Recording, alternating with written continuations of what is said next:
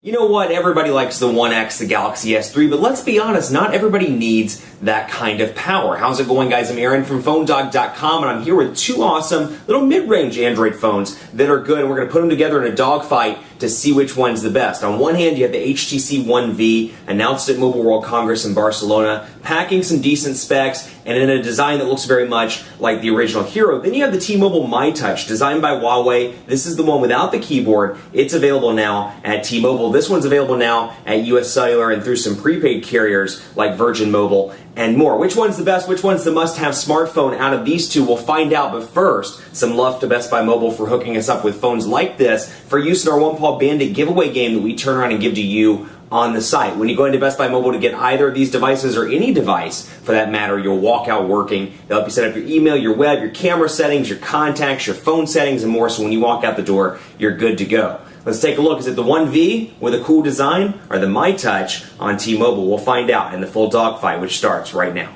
So you know what? We all love the Galaxy S3 and the HTC One X and all these different cool phones that have come out so far in 2012. We love our high-end phones. We love those dual-core or even quad-core processors. But you know what? Sometimes not everybody needs that. Perhaps it's your grandma, your mom, or somebody that's migrating up to a smartphone for the first time. They don't need a dual-core processor. They may not need 4G LTE capabilities. What they want is a smartphone that's reliable, it's got a reasonable size display, and that's relatively easy to use. Two of those are right here in front of us right now. One is the HTC One V. It's available at US Cellular, available at a couple of prepaid carriers as well, Virgin Mobile, and coming to Metro PCS as well. Then you have the Huawei myTouch, or the T-Mobile myTouch. It's designed by Huawei, and it's the third generation of myTouch devices, if you will, after LG's series of myTouch devices and after the initial HTC series of myTouch devices. They're both available at their respective carriers. This one at US Cellular is $99.99 after a $100 mail-in rebate. This one is $49.99 after a $50 mail-in rebate at T-Mobile. Specs-wise, they're both, not high-end by any means, but this one has a 1 GHz Qualcomm Snapdragon S2 CPU. This one has a 1.4 GHz Qualcomm Snapdragon S2 CPU. So both out of kind of the same chipset family, if you will, but this one has a 1 GHz CPU. This one has a 1.4 GHz CPU, both S2 processors. Also, both have 1,500 milliamp hour batteries, though the One V's is non-removable, so that's something to keep in mind as well. 3.7-inch display over here, 4-inch display over here, 480 by 800 pixels on both of these, and then in terms of talk time, you're looking at about 7 hours of talk time on both of these devices. This one comes in at 4.06 ounces, 4.9 over on the myTouch, and then there's a myTouch Q device as well at T-Mobile if you want a physical QWERTY keyboard. So, price-wise, very similar. And forgive me, I've got a frog in my throat. I think I'm getting sick. So forgive me if I clear my throat a couple of times in this video like I'm about to do right now. Excuse me.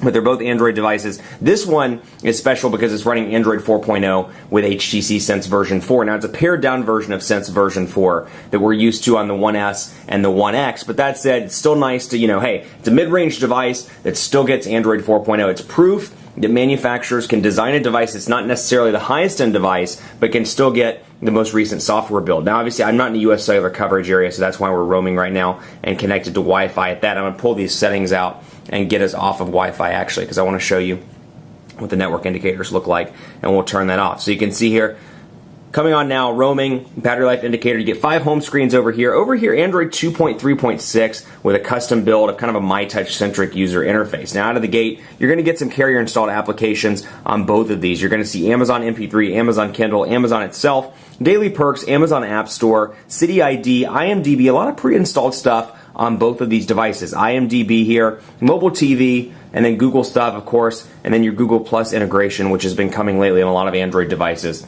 SoundHound, TuneIn Radio, Uno, Wi-Fi hotspot, Your Navigator, which is a variation of Telenav for US Cellular, and then Zappos online as well. But you can see kind of the familiar HTC Sense version 4 look and feel here with frequent downloads, search, Play Store, and menu. And then you get your back button, your home button, and your recent applications button. Now over here, and it keeps going into portrait, or into landscape mode rather, you've got the myTouch user interface running atop Android 2.3. And you've got a customized little bar down here at the bottom with your home, or with your dial pad. You've got your home button with your apps, I should say, your app store, messages, calendar, browser. These are customizable, as are these. You can move these in and out as you see fit if you want messages up there and people down here. Much like anything Android, the customization is pretty nice all across the board. That said, here you get 5 home screens as well. You can scroll back and forth between them. We'll put Play Store down in here and make that the customized app drawer, or a customized dock, if you will. So out of the gate, you get some T-Mobile stuff, 411 and more, access T-Mobile, you get Amazon, you get call log, and you'll notice that some of the icons are changed over as well. CMAS, which is a custom weather service, you get those annoying weather notifications, that's what that is. DLNA, of course, pre-installed. Game Base, Genius button, which we'll talk about more in part 2. It's actually a pretty useful feature for a device that's $50 after mail-in rebate. Mobile Life Organizer, Monopoly Classic, More For Me, Music Hub, Netflix, and then you get all the Google Play stuff. Setup, T-Mobile Mall, T-Mobile ID, T-Mobile TV. You get Telenav pre-installed on this one as well. They don't call it anything other than just Telenav on here. Unlike US Cellular's version. Wild Tangent, Words with Friends for free, Zenio. Unfortunately, on both of these, the T-Mobile applications can't be uninstalled, but you can toggle between your apps that you have, all of your apps and your downloads, and you can search applications through the menu. So I think it's a little bit of a cluttered menu, if, based on kind of my opinion here. You got your recent applications, you've got tabs up here, you got search applications. I feel like it's much more cluttered than Sense 4. Now, granted, HTC's had more time to develop their custom user interface, but I find this just to be a fluid, easy-to-use interface with static buttons up at the top, search, Play Store, and menu, and then static buttons at the bottom. I can go between frequent and downloads without having to see those up at the top, kind of jumbled in with a search button, kind of jumbled in with my applications and my recent apps and more. It's much more clean over on the HTC side. Let's take a look at messages as well, and let's see what this one is. Oh, excellent. Got that one. I'm going to messages here and take a look at both of these, and you can see we'll say, hey, actually, let's not do that. Let's do just a test message here.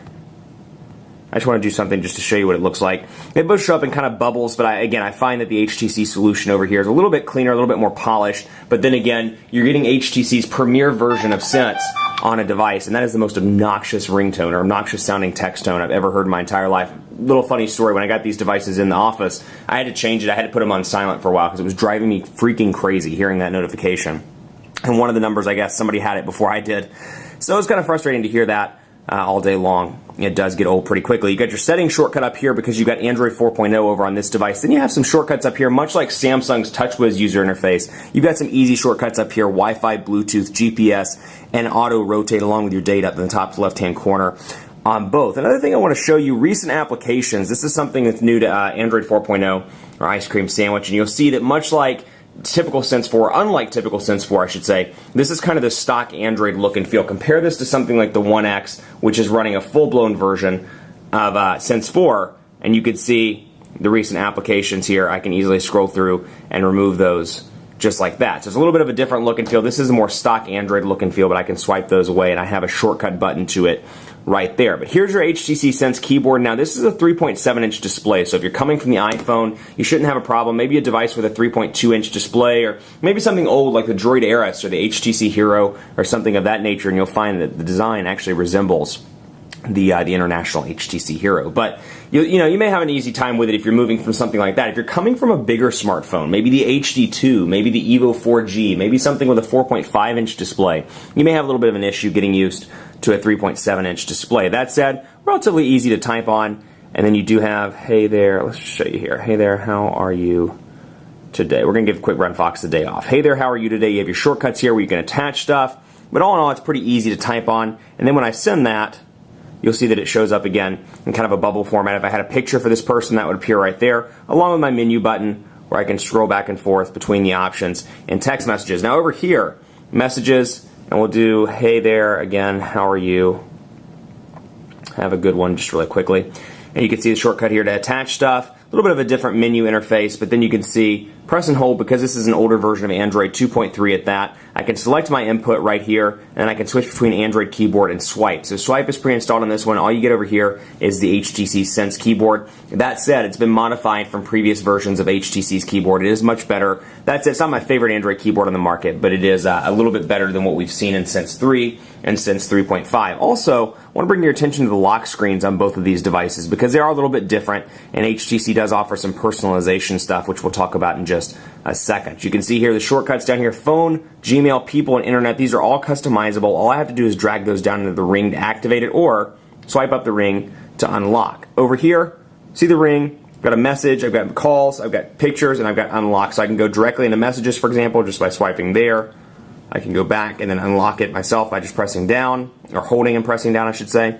So pretty quick and easy on both fronts, but what I do like about the One S, or the One V rather, excuse me, is the personalization choices here, where I can go in I can change the skin, so you're seeing aluminum. I can get more skins from HTC Hub. So I think the value for your dollar here, at least in the personalization side and the overall UI side, definitely goes to the HTC One V, because even though it is a little bit of a slower processor, it's optimized to run pretty well with Sense 4 and an Ice Cream Sandwich. An Ice Cream Sandwich just in general seems to run faster to me based on the architecture behind the scenes. Also HTC, so we can apply that, we can get more from HTC Hub, and I can do a lot of cool things here. I can do lock screen shortcuts, I can change my home screen.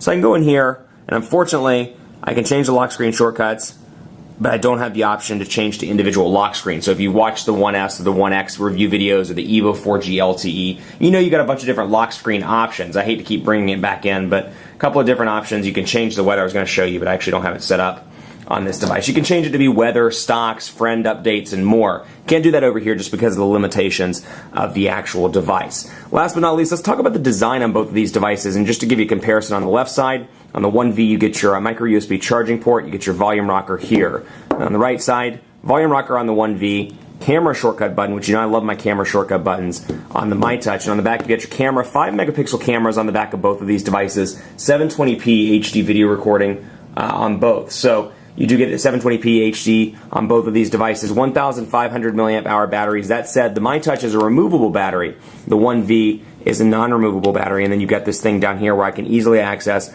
the micro SD card slot, but it's a beautiful unibody look and feel here, and it just seems to be more of a toned down version of what we've seen on the Hero and some of the older devices that came out in Europe. Excuse me. That came out in Europe. So beautiful design over here, and again, you know, comparing dollar to dollar, for $100 you can get a really nice device here that's relatively thin, that's got a nice look and feel to it, that's a unibody metal construction, or you can get this device and take advantage of the Genius button, which we'll talk about in part 2. A little bit of a different design, more plasticky, but overall still looks good for $49.99 with a better processor. Which one will win? Stay tuned for part 2.